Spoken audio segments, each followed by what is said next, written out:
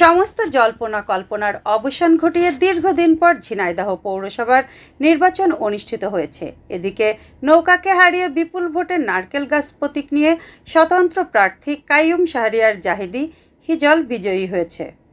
Desk রিপোর্টে দেখুন বিস্তারিত। আজ রোববার সকাল ৮টা থেকে পৌরসভার ৯টি ওয়ার্ডের ৪৭টি কেন্দ্রে ইভিএমে ভোট গ্রহণ শুরু হয়। কোনো ধরনের বিরতি ছাড়াই এ ভোট গ্রহণ চলে বিকাল ৪টা পর্যন্ত। বৃষ্টি উপেক্ষা করে সকাল থেকে কেন্দ্রে কেন্দ্রে ভোটারদের স্বতঃস্ফূর্ত উপস্থিতি ছিল চোখে পড়ার মতো।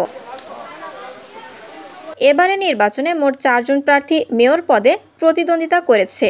নৌকা প্রতীক নিয়ে লড়েছে আব্দুল খালেক।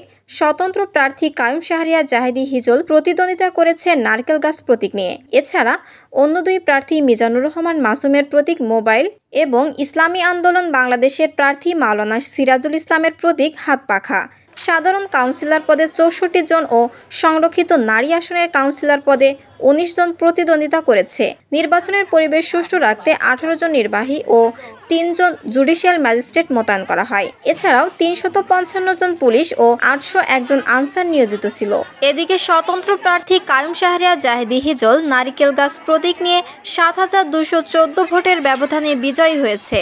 জেলা নির্বাচন কর্মকর্তা আব্দুস সালেক বর্তমান ঝিনাইদহ টিভিকে জানান, ঝিনাইদহ পৌরসভায় মোট ভোটার ৮২,৬৯৫ জন। এর মধ্যে পুরুষ ভোটার ছিল ৪০,৪৪৬ জন ও নারী ভোটার ছিল ৪২,২৪৯ জন।